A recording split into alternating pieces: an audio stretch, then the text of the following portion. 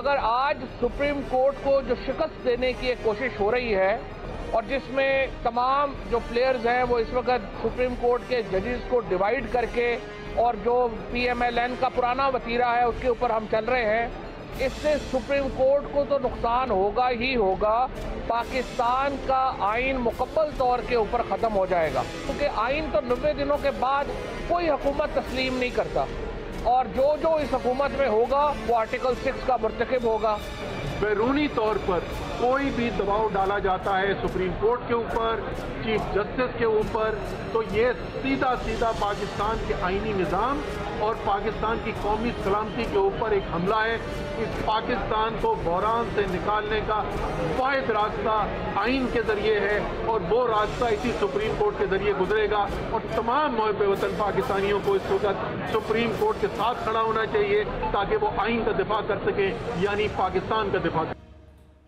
बिस्मिल्लाहिर्रहमानिर्रहीम, अस्सलाम वालेकुम। प्रोग्राम एक्सपर्ट से मैं आपको खुश आमदीद कहूँगी। नाज़रीन, इस वक्त मुल्क में सियासी बहरान के साथ साथ आइनी टेंशन भी उरूज पर है। पाकिस्तान की सबसे बड़ी अदालत के जजेस के दरमियान इख्तलाफात खुलकर सामने आए हैं। सुप्रीम कोर्ट में सूबाई इलेक्शन जैसे अहम मामले पर समाअत हो रही है, लेकिन 5 रुकनी बेंच जिसमें शामिल हैं जस्टिस अमीनुद्दीन, जिन्होंने आज केस सुनने से माजरत की और कहा कि जस्टिस काजी फाइज ईसा के फैसले के तनाजुर में इलेक्शन से मुतल्लिक केस सुनने से माजरत करता हूँ, जिसके बाद सुप्रीम कोर्ट का लार्जर बेंच टूट गया और आज होने वाली समाअत भी मुलतवी कर दी गई। सुप्रीम कोर्ट के बयान के मुताबिक कल नया बेंच इस केस की समाअत करेगा। कौन सा बेंच समाअत करेगा ये फैसला कल होगा। और इसके साथ ही हाफिज कुरान को 20 नंबर देने के केस में जस्टिस फाइज ईसा के फैसले पर आज जस्टिस शाहिद वहीद ने 5 सफ़ात पर मुश्तमिल इख्तलाफी नोट भी जारी किया है, जिसमें उन्होंने ये लिखा है कि वो इस फैसले से इत्तफाक नहीं करते।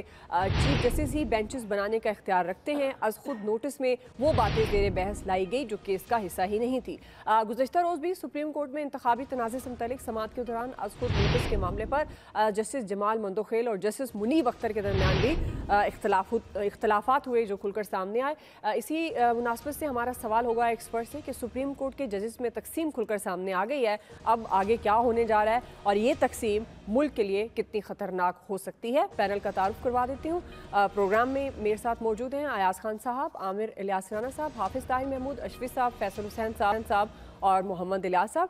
मैं आप सबको खुश आमदीद कहूँगी। आमिर साहब, मैं आपसे आगाज़ करी हूँ। सवाल ये है कि जिस तरह इलेक्शन से मुतल्लिक सुप्रीम कोर्ट में एक अहम केस की समाअत हो रही है और इस दौरान जो जजेस के आपस के इख्तलाफात हैं वो खुलकर सामने आ रहे हैं, अब आपके ख्याल में आगे क्या होगा? क्योंकि एक बड़ा इदारा है, उसमें ये तकसीम क्या रंग ला सकती है और ये मुल्क के लिए आप इसको किस हद तक देख रहे हैं, किस तरह से देख रहे हैं, कितनी ख़तरनाक हो सकती है?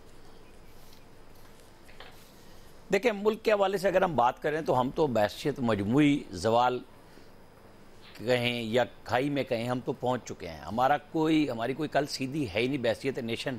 कोई हम एग्जिस्ट करते हैं दुनिया में, हमारा एक मजाक बना हुआ है, चाहे वो सियासी मामलात हों, चाहे वो कानूनी मामलात हों, आप जो मर्जी इशू उठा लें। अब अगर इसको देखें तो आर्टिकल 176 के तहत अगर हम देखें, और सुप्रीम कोर्ट के कंपोजिशन एक्ट है 1997, ये 97 का एक्ट वो है जिसने 17 जजों की तादाद मुतय्यन की थी सजाद अली शाह के बाद, जहन में रखिएगा। तो इसके मुताबिक फुल कोर्ट कर लें और बैठ जाएं, अक्सरियत राय से कर लें, इत्तफाक राय से कर लें, फैसला कर लें। लेकिन अजीब व गरीब काम यह है कि जिस बेंच ने जस्टिस फाइज ईसा और जस्टिस अमीनुद्दीन खान ने जो फैसला दिया, तो वो भी तो फिर गैर कानूनी बेंच था। अगर इस फैसले को ठीक माने जो इन दोनों ने दिया है, तो ये अंडे और चूजे वाला किस्सा है कि पहले कौन, मतलब 1980 से लेके या तो फिर सारे फैसले आपको ज़ीरो करने पड़ेंगे या फिर पार्लियामेंट आईनी तरमीम करके सबको रेक्टिफाई करे। ये जो सवालात ब्रदर जजेस ने उठाए हैं, मेरा ख्याल है चीफ जस्टिस ऑफ पाकिस्तान के ज़ाहिर इल्म में हैं ये सारी चीज़ें। और जिस तरह फवाद चौधरी का आपने शॉर्ट सुनाया कि जी आर्टिकल 6 लगेगा, मैंने तो कल ही कहा था कि आइन शिकनी और आइन को सस्पेंड करना, आइन को बिल्कुल ख़त्म कर देना, आर्टिकल 6 वहाँ जाके लगता है, ये आइन शिकनियों पे नहीं लगता। जैसे डिप्टी स्पीकर, वज़ीर आज़म और सदर ने किया, जो अदम एतमाद की तहरीक को उड़ा दिया उन्होंने एक गलत उस पर, और सुप्रीम कोर्ट ने सुओ मोटो लिया और उसको वापस किया असम्बली की बहाली को।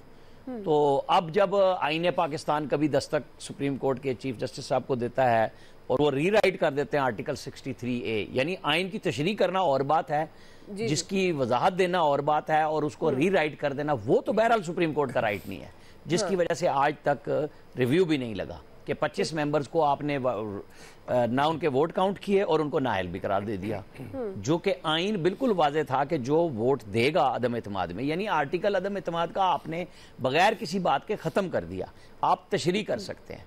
तो ये वो चीज़ें हैं जो मुसलसल मुख्तलिफ टाइम से चलती हुई आ रही हैं कि कभी कोई, अभी जैसे जिन जस्टिस साहब ने, शाहिद वहीद साहब ने ये कहा कि जी मैं तो ऐसा फैसला ही नहीं दे सकता जो मेरे सामने ज़ेर बहस ना हो, ठीक है, जो सामने ना आया हो। तो पनामा के अंदर क्या अकामा ज़ेर बहस था? केस तो पनामा का था, आज तक पनामा के ऊपर कोई बाद में हेयरिंग हुई? तो फिर जब वो कहते हैं कि जी ये मखसूस एक किस्म का उस वक्त 2016 वाला किस्सा शुरू हुआ, तो फिर बैठना तो सबके लिए पड़ेगा ना। ये नहीं हो सकता कि आज आप कहें कि इमरान खान साहब को इंसाफ आइन के मुताबिक देना है और नवाज शरीफ को आइन के से हट के या वो पनामा से निकाल के अकामा में देना है। तो ये फैसला बहरहाल सुप्रीम कोर्ट ने करना है, कैसे करेंगे ये सबको मद्देनजर रखना चाहिए कि हमारा माजी अभी हमसे जुड़ा हुआ है और हम मुस्तकबिल में उसी तरफ जाने वाले हैं। ठीक है जी, अयाज साहब आप इसको किस तरह से देखते हैं? ख्वाजा आसिफ तो कह रहे हैं कि आइनी टेंशन इस बात की निशानदेही करते हैं कि ऑल इज़ नॉट वेल, तो ये मुल्क के लिए कितनी ख़तरनाक हो सकती है ये तकसीम? कोई ख़तरनाक नहीं है दुआ, इस मुल्क के लिए कभी कुछ ख़तरनाक हुआ है? ये कोई पहली दफ़ा हो रहा है। हम आज ये बड़ी सहूलत से ये नहीं कह सकते कि सुप्रीम कोर्ट में एक बंदयाल ग्रुप है और एक काजी ग्रुप है, इसी तरह की सूरत हाल है ना। और वो जो जज साहब बात कर रहे हैं, जो आमिर अभी बात कर रहे थे कि जी उसमें से पनामा में से अकामा निकल आया, तो ये भी अकामा ही निकला ना जो फाइज ईसा साहब ने निकाला कि नंबर 20 फाज की बात हो रही है और आपने उसमें से कुछ, इसका मतलब ये है कि लाइन सीधी हो गई ना। आपने बता दिया कि भाई ये इन कुव्वतों के साथ हम खड़े हैं, ऐसी की तैसी हम नहीं चलने देंगे चीफ जस्टिस। देखें, आप आइन में तरमीम करें, जो मर्जी करें, ये उसी तरह की हठधर्मी है ना। अगर आप कहते हैं चीफ जस्टिस साहब हठधर्मी कर रहे हैं, तो ये एक हमारी ये जो पीडीएम की गवर्नमेंट है ये भी उसी तरह की हठधर्मी कर रही है कि ऑपोजिशन नहीं है, इसके बावजूद 2/3 मेजॉरिटी नहीं है, इसके बावजूद आप उसके लिए आइनी तरमीम के लिए जा रहे हैं। इसका क्या मतलब है? सिंपल बात है कि आपने चूंकि एक गलत फैसला कर लिया था 1 साल पहले, आपने नो कॉन्फिडेंस मोशन के बाद हुकूमत संभाल ली थी और आपके ये दावे थे और आपको शायद ये मान था कि हम चूंकि हमसे ज़्यादा एक्सपीरियंस है कोई नहीं इस मुल्क में, तो हमसे ज़्यादा बेहतर कौन जानता है कि महंगाई को कैसे कंट्रोल करना है, मईशत को कैसे कंट्रोल करना है, उन चीज़ों को कैसे कंट्रोल करना है। लेकिन आज जब आपसे के हाथ से हर चीज़ निकल गई, आपको समझ आ गई कि कंट्रोल करना तो दूर की बात है, वो तो बिल्कुल फ्री फॉल होगी ना हर चीज़, और आपका इख्तियार ही कहीं नहीं रहा। और फिर आपको लगा कि हमारा जो मुखालिफ है जिसको हमने गिराया था, और वो जो बिलावल कल भी कह रहे थे उनकी मासूमियत पे मैं कुर्बान जाऊं कि हमने एक आइनी तरीका अपनाया था, वो बाजवा साहब तो बार बार बता चुके हैं बिलावल साहब कि कौन सा आइनी तरीका था और किस तरह से वो सारा हुआ। तो उसके बाद भी अगर आपको ये जोम है कि हमने एक आइनी तरीका अपना लिया, तो आइनी तौर पे चीफ जस्टिस का इख्तियार है वो बेंच बनाए, जैसे मर्जी बनाए। हो सकता है कल दोबारा बेंच बने, फिर 2 दिन बाद या कल ही एक और जज उसमें से निकल जाए। लेकिन मुझे लगता यूं है कि ये चीफ जस्टिस साहब ने भी तय कर लिया है कि आ जाओ, अब जब लड़ना ही है तो फिर आ जाओ, खुल के लड़ लेते हैं, तुम अपने मूव्स करते रहो। बिल्कुल 97 में भी ऐसे ही हुआ था ना, गालिबन जस्टिस इरशाद हसन खान थे, उनकी सरबराही में वो 3 रुकनी बेंच ने, तो बात ठीक है, आप 2 रुकनी बेंच का फैसला 5 रुकनी बेंच के खिलाफ आ गया, सईदुज़्ज़मान सदीकी माशाल्लाह। तो ये इसी तरह चलता है इस मुल्क में, इसलिए मुल्क को कोई खतरा नहीं है। ये आधा मुल्क टूट गया था, वो वैसे ही टूट गया था, लेकिन हमें यही बताया जाता है कि ये मुमलकत खुदादाद है, ये ताक़यामत रहने के लिए बना है। इसलिए हम इस हद तक कोशिश करते हैं कि बेड़ा गर्क कर दें हर चीज़ का, क्योंकि हमें ये पता नहीं क्यों यकीन है कि जो मर्जी कर देंगे इस मुल्क के साथ, ये इसी तरह रहना। अल्लाह करे ये रमज़ान में बना था, ये इसी तरह रहे, वरना वो लोग कहते हैं ना कि वो रमज़ान में आपको पता ना लोग खाते बहुत हैं, हालांकि वो कम कर देना चाहिए। तो इस मुल्क को भी इसी तरह से खाया जा रहा है और फिर समझा ये जाता है कि इसी तरह कायम रहेगा। बहरहाल हमारी दुआ है कि अल्लाह इसे कायम रखे, क्योंकि हमने यही रहना है। ये तो आराम से वो ड्राइविंग लाइसेंस तक बनवाने कनाडा चले जाते हैं यार, इनका क्या करना है। बिल्कुल आप सही कह रहे हैं, मफादात जिनके जहाँ हैं वहीं पर ही खुश होते हैं। जिस तरह बाजवा साहब ने 2017-18 की बात अगर उनकी दुरुस्त ये अब पिछले साल 22-23 की दुरुस्त है कि बाजवा साहब सारा सच बोल रहे हैं, तो उन्होंने तो 16-17 का भी बोला है कि हम इश्क में मुब्तला थे इमरान खान के, हमने हर चीज उड़ा के रख दी। नहीं, उनकी सारी मैं भी यही बात कर रहा हूँ, वो दोनों बातें सच्ची होंगी ना। बाजवा साहब जो कह रहे हैं वो ये भी कह रहे हैं, मैं यही कह रहा हूँ कि फिर तो सारी बातें सच्ची मानेंगे ना। लेकिन इसके बावजूद बाजवा साहब ये भी कह चुके हैं कि इमरान अपनी पॉपुलैरिटी पे जीता था, मैं उसको भी फिर सच मान लेता हूँ बाजवा साहब। सही है जी। हाफिज नहीं, उन्होंने साहब। बताया है, उनके 3 इंटरव्यूज जावेद चौधरी ने आपने भी छापे हैं, उन्होंने बताया कि हमने पॉपुलैरिटी बनाने के लिए क्या क्या काम किए। नहीं, चोर बना चोर दी का ना। शोर कराया जब और जनरल popularity राइट चीफ बन एक्सटेंशन गई के लिए तो मांगते रहे। फिर मैं वो तो जो- जनरल बाजवा आज इंकशाफ कर रहे हैं आपके सामने इस प्रोग्राम में कि राइल शरीफ आखिरी मीटिंग तक एक्सटेंशन मांगता रहा और उसके लिए तबलची लगे हुए थे। ओहो जी बड़ा अच्छा जर्नैल है, ये तो घर जा रहे हैं, फरवरी में चलिए। अनाउंस कर दिया है ठीक और है वो जी। हर रोज मांग रहा था कि हाफिज फील्ड साहब। मार्शल ही बना दो यार, और कुछ हाफिज नहीं। साहब, तो अब ये सुप्रीम कोर्ट की तकसीम होगा क्या जी? नहमदुहु व नुसल्ली व नुसल्लिमु अला रसूलिहिल करीम।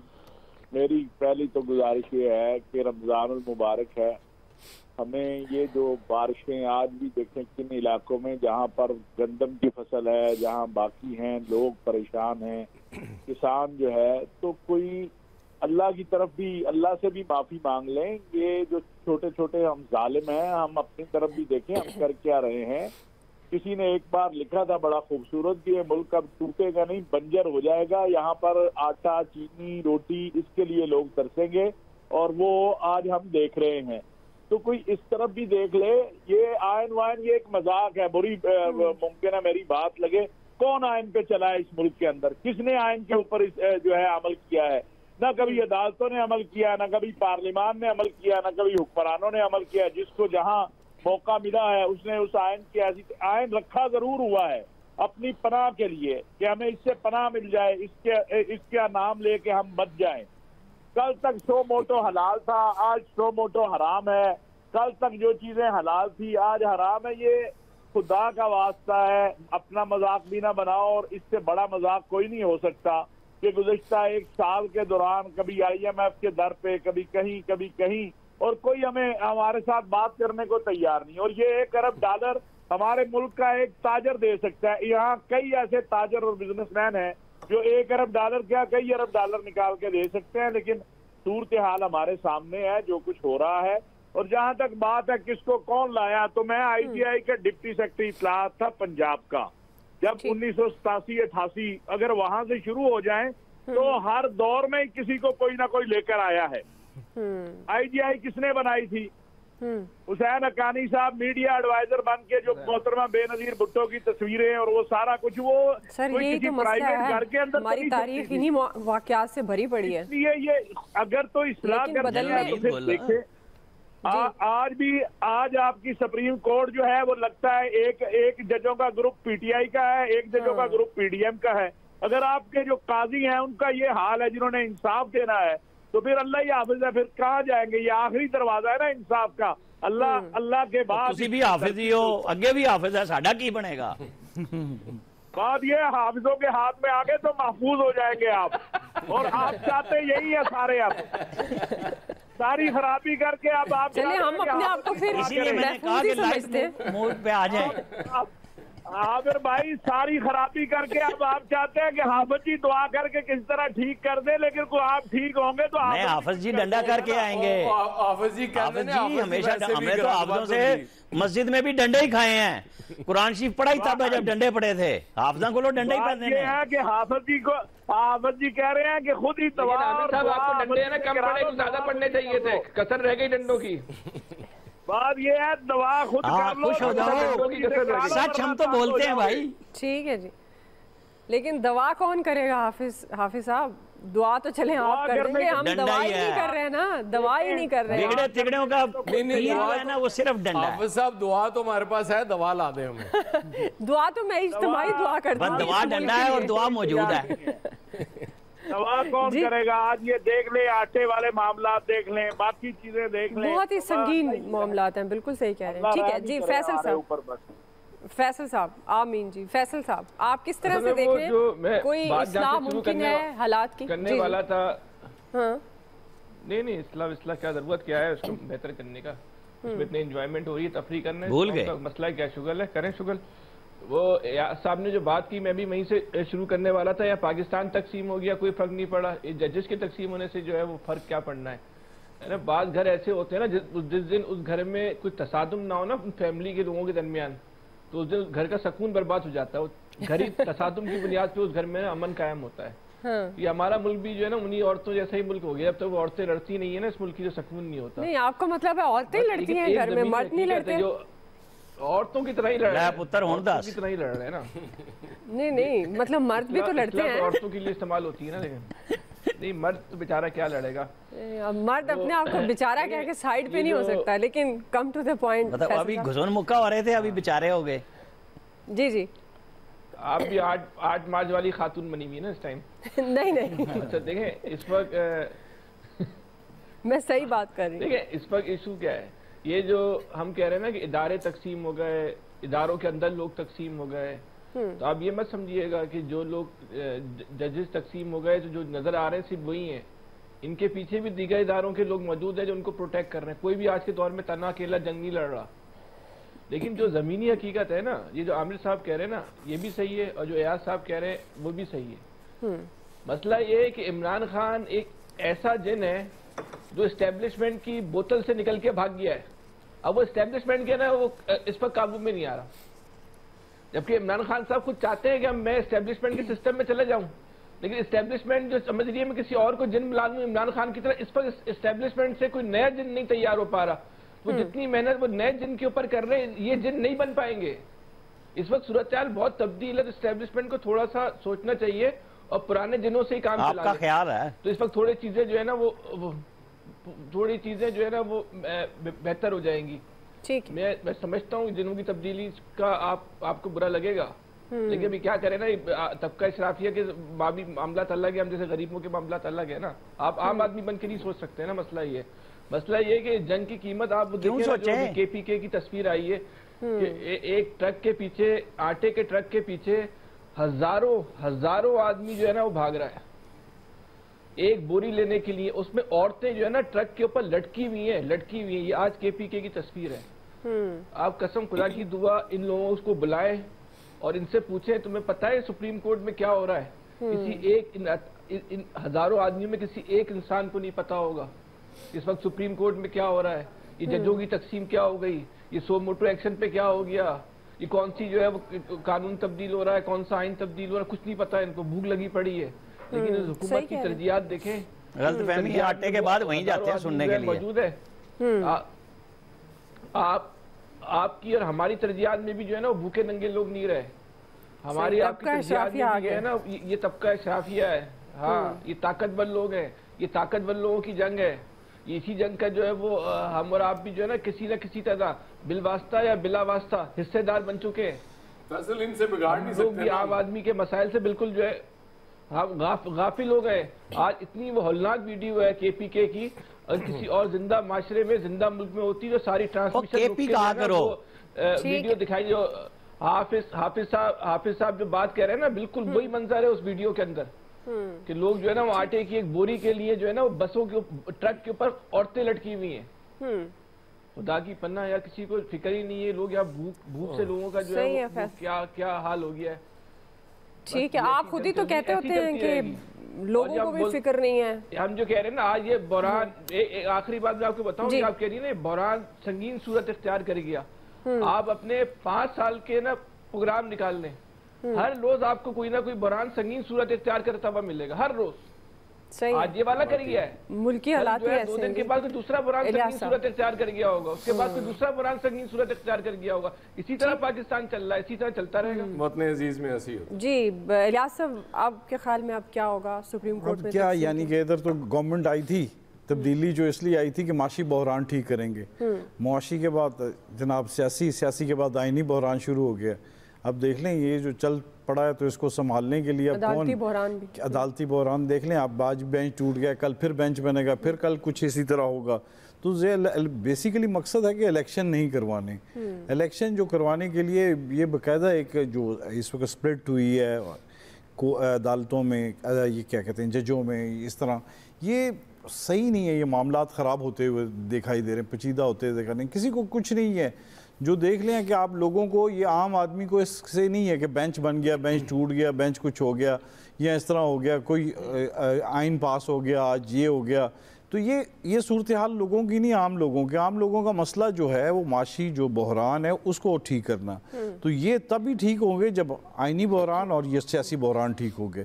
तो इसलिए ये इन लोगों को सबको सोचना चाहिए, जो भी हैं, जो भी इस वक्त बैठे हुए हैं इक़्तिदार में और दूसरे, तो उसको देख लें, आज देख लें कि इंडिया हमारा मजाक उड़ा रहा है। जिस वक्त हम लोग करते हैं वो हमारे कर रहे कि जी अवाम से मुखातब करके वाजपेयी की मैंने सुनी कि वो जी हमसे बातें कर रहे हैं कि वो आज कह रहे हैं कि जी तुम्हारे सियासतदानों ने ये कर दिया। वाकई वो जो सूरत हाल है कि इन्होंने अपने इक़्तिदार हासिल करने के लिए एक दूसरे को पीछे उखाड़ पुछाड़ कर रहे हैं, उलट पुलट कर रहे हैं, जबकि इकॉनमी आपकी देख लें कि किधर चली गई है कि 40% जो अफरात ज़र की शरह है अब ये मज़ीद बढ़ती हुई दिखाई दे रही है कि आइंदा जो है वो सही कह रहे हैं सारे, एक के बाद एक बहरान, एक के बाद एक बहरान जो आइंदा दिनों में देखने में आ रहा है कि क्या, क्योंकि सिस्टम को देख ही नहीं रहे कि आवाम के साथ क्या होगा।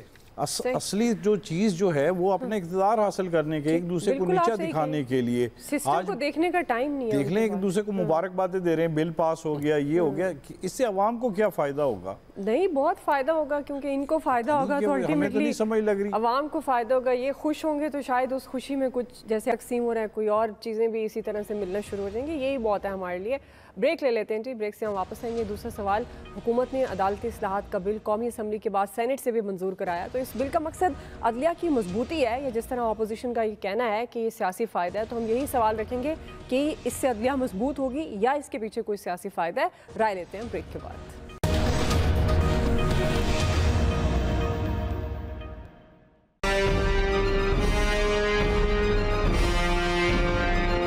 The Supreme Court Practices and Procedure Bill 2022 भी पास। सुओ मोटो के बेदरेग इस्तेमाल ने हमें अरबों रुपए के मैं अर्ज़ करूँगा बल्कि अरबों डॉलर्स के नुकसानात भी इस रियासत ने उठाए। पिछले दिनों में जो केसेस सेटल किए गए रिकॉर्ड डेक के, वो भी उसकी एक मिसाल है। अगर आप इदारों को मजबूत करना चाहते हैं तो फिर शख्सियत को मजबूत करने की बजाय निज़ाम को मजबूत करें ताकि इदारा डिलीवर कर सके। ये इस्लाहात का बिल नहीं है, ये मफादात का बिल है। ये इनके सियासी और इनके ज़ाती मफादात का बिल है। यहाँ नैब लॉज भी इसी तरह आए थे जिसको हम NRO2 कहते हैं। यहाँ पर EVM को भी इसी तरह इन्होंने रोन दिया था। नाज़रीन, गवर्नमेंट ने अदालती इस्लाहात का बिल कौमी असम्बली के बाद आज सेनेट से भी मंजूर करा लिया है। इस मौके पर PTI और जमात इस्लामी ने शदीद एहतजाज किया था। हम अदालती इस्लाहात की हिमायत में गवर्नमेंट की जानिब से भरपूर बयानबाजी की जा रही है। ट्विटर का महाज भी गर्म है। मौजूदा मुल्की हालात का जिम्मेदार नजरिया ज़रूरत और अदालती फैसलों को कहा जा रहा है। तराजू के दोनों पलड़े बराबर करने का भी मुतालबा और ये भी दावा हो रहा है कि इस्लाहात के जरिए एक शख्सियत की बजाय अदालती निज़ाम को मजबूत किया जा रहा है। गुज़श्ता कई दिनों से हुकूमती शख्सियात की जानिब से भी ये बावर कराया गया कि पार्लियामेंट सुप्रीम है, कानून साजी में पार्लियामेंट पर कोई कदगन नहीं लगाई जा सकती। अदलिया समेत तमाम इदारे पार्लियामेंट के मरहून मिन्नत हैं। पार्लियामेंट का फैसला कौम का फैसला होता है जिसको बिल्डोज नहीं किया जा सकता। PTI इस बिल को सुप्रीम कोर्ट पर हमला करार दे रही है। बैरिस्टर अली जफर कहते हैं कि सुप्रीम कोर्ट के इख्तियारात पर कानून साजी नहीं हो सकती। अगले 20 दिनों में ये बिल कलअदम करार दे दिया जाएगा। गवर्नमेंट ये कानून साजी सिर्फ सियासी मुजरमों को फ़ायदा पहुंचाने के लिए कर रही है। इसी से मुतल्लिक हमारा सवाल, अयाज खान साहब, मैं आपसे आगाज़ करूंगी। जिस तरह से चीफ जस्टिस के इख्तियारात महदूद करने के लिए अदालती इस्लाहात का बिल पार्लियामेंट से मंजूर कर लिया गया है, अब गवर्नमेंट का तो ये मौक़िफ़ है कि इससे अदलिया जो है सुप्रीम कोर्ट मजबूत होगी, ये एक रेगुलेट किया जा रहा है, जबकि ज़ाहिर अपोजिशन ये कहती है कि ये सियासी फ़ायदे के लिए है। आपके ख्याल में बिल की मंजूरी से अदलिया की मजबूती होगी या सियासी फ़ायदा? वो अभी वो आपको मैं वो सही कायम अली शाह की मीम अभी आपको बता रहा था जी कि वो 5 जज एक बेंच पे बैठेंगे तो वो टूटेगा ही ना सही। तो बात ये है कि अदलिया तो मजबूत ही कर रहे हैं ना। अदलिया, इनसे ज़्यादा अदलिया की फ़िक्र में कौन घुल सकता है। इनको अदलिया की मजबूती की इतनी फ़िक्र है कि अचानक इन्होंने कहा जी बस अब जो मर्ज़ी हो जाए, हमने किसी ना किसी तरीके से उसको मजबूत करके छोड़ना। और देखें उन्होंने भाग दौड़ शुरू कर दी। खैर अभी तो मंजूरी हुई है ना सेनेट से, अभी पेंडा बहुत लंबा है। अभी सदर साहब ने रोक के रखना है इसको। बज़ाहिर तो यही लगता है कि सदर साहब इसकी मंजूरी नहीं देंगे, उसके बाद फिर वापस भेजेंगे, फिर सुप्रीम कोर्ट अस खुद चीफ जस्टिस साहब। क्योंकि कल से एक और कैंपेन भी मैं देख रहा हूँ जो सोशल मीडिया पे बहुत ज़्यादा मतलब थोड़े थोड़े लफ्ज़ों के हेर फेर से वो एक ही इबारत है। पहले होता था कि वो सारे एक ही वो कर देते होते थे, ट्वीट कर देते होते थे। अब थोड़ा चेंज कर लेते हैं, इतनी अकल बहरहाल आ गई है कि जी अंदर से प्रेशर बहुत ज़्यादा है चीफ जस्टिस साहब पे, और वो शायद किसी भी लम्हे इस्तीफा दे देंगे। कल मरियम नवाज साहिबा के जलसे से पहले ये एक अफवाह चलाई जा रही थी कि जी उसमें कोई ऑडियोज वीडियोज चलाने वाली हैं। वो फिर कहा जा रहा है कि जी वो अगर चीफ जस्टिस साहब ना माने तो फिर ऑडियो वीडियो। मुझे ये लगता है कि ये ऑडियो वीडियो का जो कारोबार है ना, अब ये इसका धंधा बर्बाद हो गया। देखिए किसी दौर में ना 80s में एक वो जो VCR की फिल्म होती थी ना 3 घंटे की, को बड़ी मतलब उस दौर में इंडियन फिल्मों का बड़ा क्रेज था। तो अमिताभ की कोई फिल्म आ जाती थी तो 100 रुपए 3 घंटों के लिए लोग दे के लेते होते थे। उस दौर का 100 आप समझ लें कि कितना होगा आज के दौर में। तो वो उस दौर में बता रहे हैं यार साहब। नहीं, मैं आपको बता रहा हूँ 50 रुपीज की में 12 घंटे 4 नहीं, वो आप लेट बात कर रहे हैं राना साहब। आप कभी मैं मतलब अपनी नहीं सर जी 80s की है। मैं डायरेक्ट बात कर रहा हूँ। ये मैं रेट बता रहा हूँ। एक सेकंड ठहर जाए। म्यूजिक सेंटर लिबर्टी मार्केट में एक म्यूजिक सेंटर हुआ करता था। 50 रुपए एक वीडियो फिल्म का उस वक्त किराया होता था, और जब अमिताभ की आती थी 100 रुपया लेते थे। और वो कहते क्या थे कि वो फैसल को भेजनी हमने कराची में कि ये प्रिंट अब कराची जाना इसलिए 100 रुपया लेंगे हम। ये होता रहा। उस दौर में वीडियो की बड़ी वैल्यू होती थी। अब ये ऑडियो वीडियो की वैल्यू खत्म हो गई हुई है। अब आप जितनी मर्जी ले आए चीफ जस्टिस करके, जिसको मर्जी ले आए, कोई फर्क नहीं पड़ने वाला इससे। मसला वही है ना कि आप स्क्रिप्ट चेंज नहीं करते। खुदा के लिए कोई स्क्रिप्ट राइटर नए रख रहे हैं, बड़े बड़े अच्छे स्क्रिप्ट राइटर पड़े हुए हैं इस मुल्क में। आपको नई, अब तो आर्टिफिशियल इंटेलिजेंस का दौर है, आपकी नौकरियां वैसे खतरे में है। वो एक तो एंकर उन्होंने लॉन्च भी कर दिया है आर्टिफिशियल इंटेलिजेंस से। तो अब आर्टिफिशियल इंटेलिजेंस से काम ले ले यार, खुदा के लिए कोई तरीका वारदात ही बदल लें, इसका फायदा कोई नहीं होना। सही जी। हाफिज ताहिर साहब, आप किस तरह से देख रहे हैं, अदलिया की मजबूती है या सियासी फायदा है? चलें जी, फैसल साहब की तरफ चले जाते हैं। फैसल साहब, आप मजबूत बनाने गए हैं, सख्त जान को भेजा हुआ। ये वैसे सच है, अफ्तार के बाद वीडियो तो जिक्र किया था और निकल गए। फैसल साहब, आपके ख्याल में बिल की मंजूरी अदलिया की मजबूती या सियासी फायदा? देखिए बात ये है ना कि इससे ना अदलिया मजबूत हो रही है, ना हुकूमत मजबूत हो रही है, ना सियासी फायदा हासिल हो रहा है। ये तीनों चीजें हासिल नहीं हो रही ना। अगर हुकूमत को ये इसका बेनिफिट भी मिल रहा होता तो चले इस पे हुकूमत खुश हो जाती। इसका वो सियासी फायदा भी जो है ना वो अभी हासिल नहीं कर पा रही। बात देखें, इस वक्त समझने की ज़रूरत यह है कि सियासी फ़ायदा हासिल करने के लिए भी एक बसीरत की ज़रूरत होती ना। तो ये भी असल में 88 के फ्रेम से जो है ना ये मुस्लिम लीग नून वाले वापस नहीं आए। वो जो ये कहते हैं ना कि जो आपकी जो लीडरशिप है, आपका जो सियासतदान है, उसमें भी इस वक्त जो है ना नया ब्लड दाखिल नहीं हो रहा। तो वो 88 के फ्रेम के अंदर ही चल रहा है। तो ये अभी तक जो है ना 88 के फ्रेम के अंदर ही जो है ना वो अपनी सारी मनसूबाबंदी कर रहे हैं। आज की दुनिया बहुत तेज हो गई है। अब ये इत्तेफाकिया तौर पे, इसको मैं इमरान खान की तारीफ के हक में नहीं कह रहा कि इमरान खान के पास जो स्टफ है वो आज की दुनिया का स्टफ है। ये एक अलग बात है कि इमरान खान की जो सोच है, जो पॉलिसी है, उसमें और बाकी लोगों में 19-20 का भी फर्क नहीं है, एक ही माइंड सेट है। लेकिन उनका पास जो स्टफ है, उनके पास जो चूरन बेचने वाली फोर्स है, वो आज की दुनिया की है। ये उनका जो है एक ऐसा प्लस पॉइंट है, वो इन सब पे जो है ना वो भारी हो जाता है। वो आज के जो है वो हथियार जो है वो इमरान खान जो है ना वो इस्तेमाल कर रहे हैं। वो सोशल मीडिया को बतौर जो है ना वो हथियार जो है वो इस्तेमाल कर रहे हैं। वो जो आज की जो टेक्नोलॉजी है, चाहे वो डेटा साइंस है, चाहे वो आर्टिफिशियल इंटेलिजेंस है, उसमें बाकायदा उन्होंने एक्सपर्ट रखे हुए हैं। उनकी टीमें जो है उस पर उन्होंने बनाई हुई है। उस पर वो अरबों रुपए की जो है वो बाकायदा फंडिंग हो रही है। वो अरबों रुपए कहाँ से आ रहे हैं, इसका तो कोई किसी के पास जवाब है नहीं है। अच्छा, वो अरबों रुपए की जो फंडिंग भी हो रही है और इतना बड़ा सिस्टम भी बनाया है इमरान खान ने, कोई मेरे आपके लिए नहीं बनाया, ये भी अपनी जात के लिए। ये तो अलमिया है इस मुल्क के अंदर। सही है। उनका कोई भी लीडर जो है वो पाकिस्तान के लिए या लोगों के लिए सोचने को तैयार नहीं है। तो कोई भी सियासी जमात है जो आज के दौरे हाजिर अहद हाजिर के तकाजों से हम आंग भी है, जिसके बाद नौजवान भी है, लेकिन वो भी जो है वो इस पाकिस्तान के लिए जो है ना वो सोचने को तैयार नहीं। जब वो आता है तो उसकी पॉलिसी भी बिल्कुल जो है ना वन मैन शो वाली जो है हम और आप देखते हैं।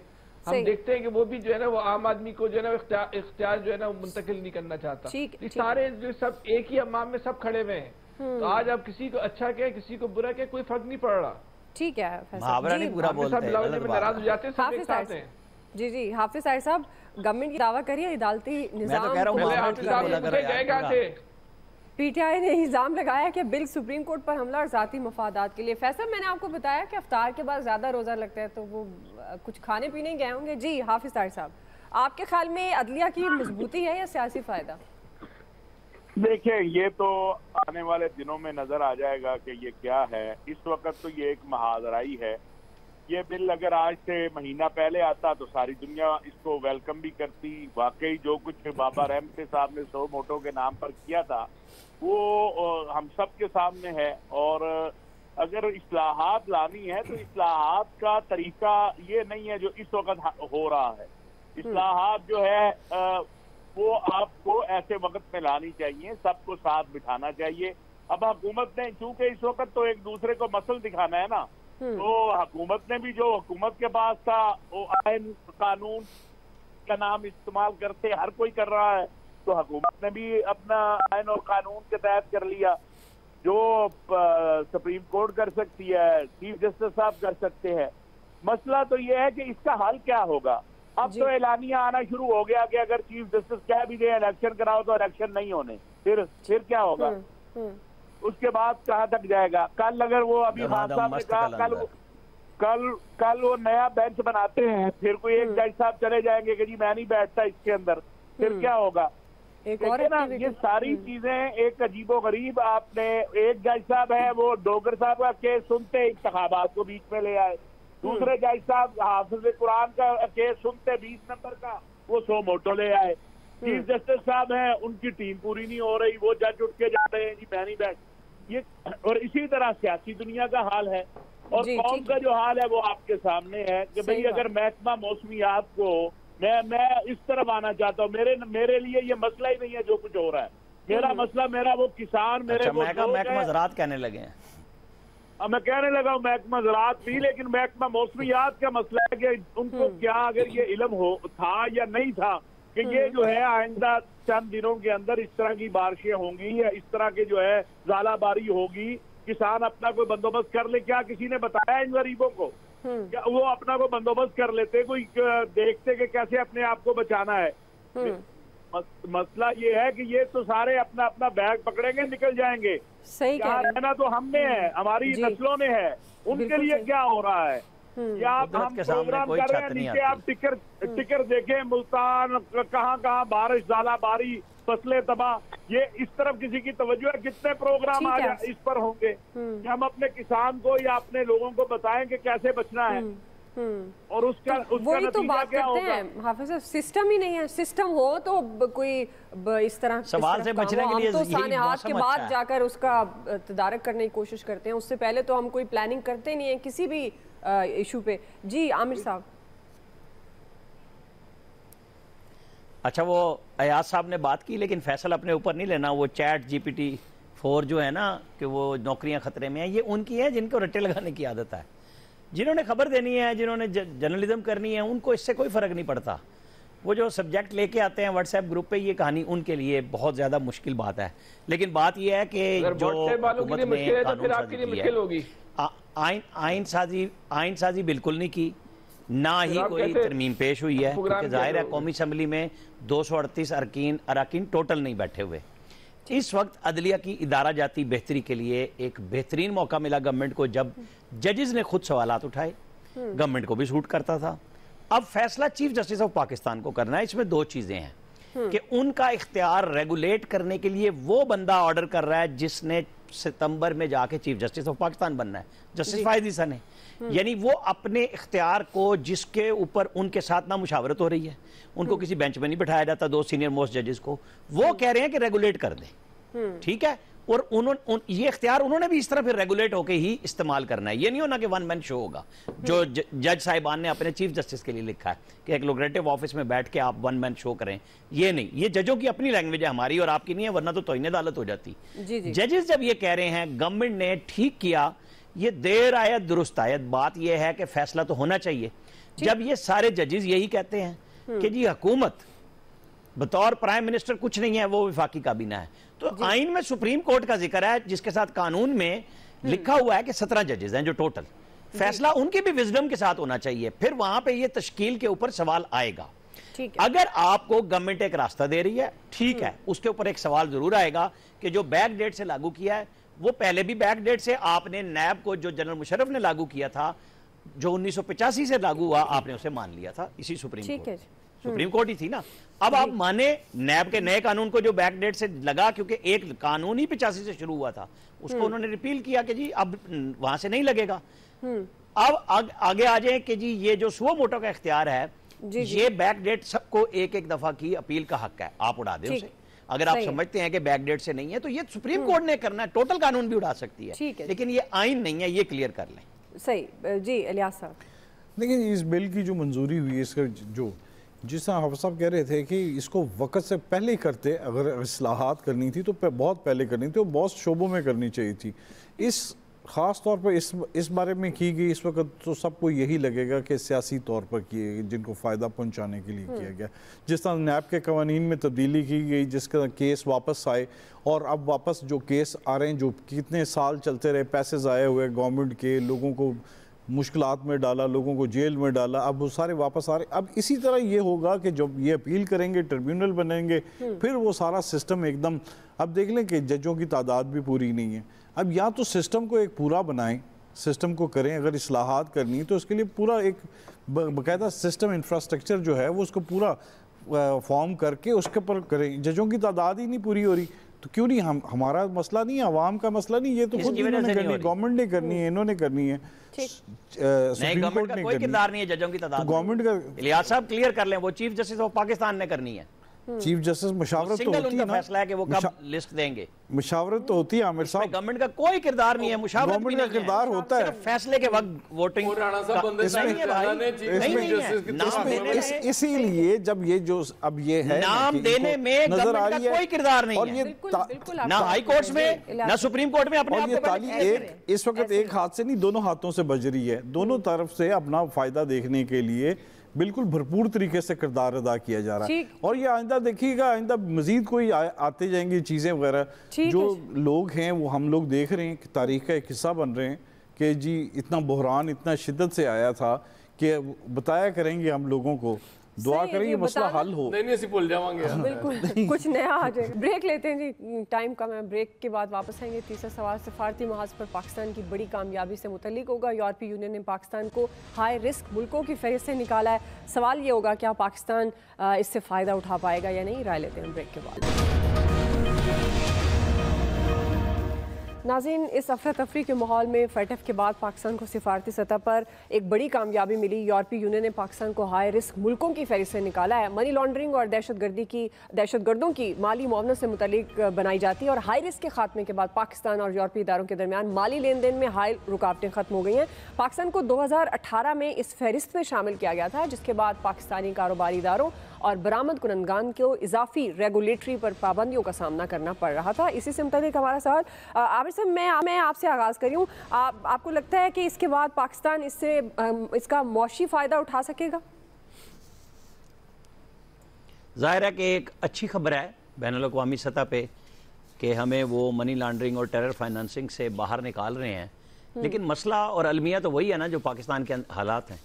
हम अपनी इंडस्ट्री को कैसे चलाएंगे, हमारे पास डॉलर नहीं है, हमारे मसाइल हैं, हम बात करने के लिए तैयार नहीं है। यहाँ कोई इदारा नहीं है जिसकी इज्जत महफूज हो, यहाँ कोई पर्सनैलिटी या पर्सनैलिटीज़ नहीं है जिन पे आप कहें कि जी ये 1 2 3 4 है, इनके साथ बैठ के बात कर लें। नहीं, क्योंकि हमने बैसियत कौम सबको गंदा करने का प्रोग्राम रखा हुआ है। नतीजतन कुछ मुझे नहीं लगता कि बहुत ज़्यादा हासिल कर सकेंगे। हाँ, बयानात शयानात की हद तक ठीक है। जी हाफिज साहब, बात यह है कि संजीदा होंगे तो कुछ हासिल कर सकेंगे ना, गैर संजीदगी से तो कोई चीज हासिल नहीं की जा सकती। और इस वक्त संजीदगी की जरूरत है, जज्बात की जरूरत नहीं है, एक दूसरे को नीचा दिखाने की जरूरत नहीं है। लेकिन हम ये क्या के थक गए, हम तो इनसे इनकी जुबान नहीं ठीक करा सके कि एक दूसरे को अच्छी जुबान से ही पुकार लें। मैं ये नहीं कि हमारा प्रोग्राम, हर जगह लोग कह रहे हैं कि कौन सी जुबान सियासी कायदीन और सियासी कारकुन इस्तेमाल करते हैं। अगरचे इसका आगाज कंटेनर से हुआ था, ये भी मान लेते हैं, लेकिन उससे पहले भी तारीख हमारी कौन सी बहुत अच्छी थी। तो कोई ठीक अल्लाह है। करे कि कोई रमजान के महीने में पाकिस्तानियों पे अल्लाह की रहमत ठीक है, कोई ऑफिसर ऐसी साहब। हो कि ये सारे बैठ जाएं। ठीक है और बैठ के कोई हल- मेरे पास टाइम कम है, आपका पॉइंट आगे। जी अयाज साहब। इतनी अच्छी खबर है, दुआ यकीन करें, दिल लेकिन खुश है। टाइमिंग ठीक नहीं। उसकी वजह है कि हमारे पल्ले ही कुछ नहीं है इस वक्त। हमारी मैशत के जो हालात हैं, ये मैशत ग्रो कर रही होती उस वक्त खबर आती जी। तो आप यकीन करें इसका इतना फ़ायदा होना था।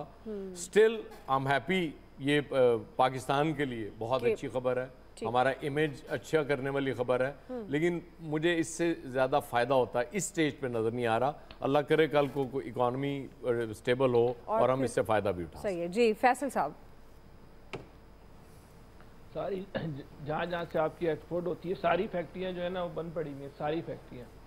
आप कराची में चेक कर लें, आप फैसलाबाद में चेक कर लें, आप सियालकोट में चेक कर लें, खाम माली नहीं है उनके पास जी। मजदूरों को ये हजारों की कराची है या तादाद में कराची जो है है? निकाल, तो बेनिफिट कैसे बेनिफिट जो है वो कहाँ से, बेनिफिट वो कहाँ से लेंगे? ठीक। बस इससे, और हमारे लिए इस वक्त हमें तो ये भी नहीं पता होता हमारे लिए अच्छी खबर क्या है, बुरी खबर क्या है। सही है। इलियास साहब। तबका इशराफिया के लिए होती है अच्छी बुरी खबरें। देखिए बिल्कुल जी, इलियास साहब। अगर इस वक्त ज़ाहिर है, WhatsApp पे काम करोगे तो इंडस्ट्री का यही पहिया पता चल रहा चलेगा जो होता, पढ़ोगे। हमारी इकॉनमी चल रही होती तो हमें हमारे लिए बहुत ही अच्छी खबर है। अलबत्ता अच्छी खबर है, इसको इस्तेमाल करना चाहिए, गवर्नमेंट को चाहिए अभी, क्योंकि हमें एक मार्केट मिल रही है, यूरोपियन यूनियन मिल रही है, उनकी मार्केट मिल रही है, तो हमें चाहिए कि अपनी एक्सपोर्ट बढ़ाना चाहिए अपनी चीज़ें। तो जाहिर है इसके लिए गवर्नमेंट को कुछ ना कुछ इकदाम करने चाहिए, क्योंकि अभी वक्त है, बेहतर कर सकते हैं। ठीक है जी यासर, मेरे पास वक्त खत्म हो गया, आपका पॉइंट आ गया। आप सबका बहुत शुक्रिया। आज के एक्सपर्ट से इतना ही। फीडबैक दीजिएगा। ख्याल रखिए। अल्लाह।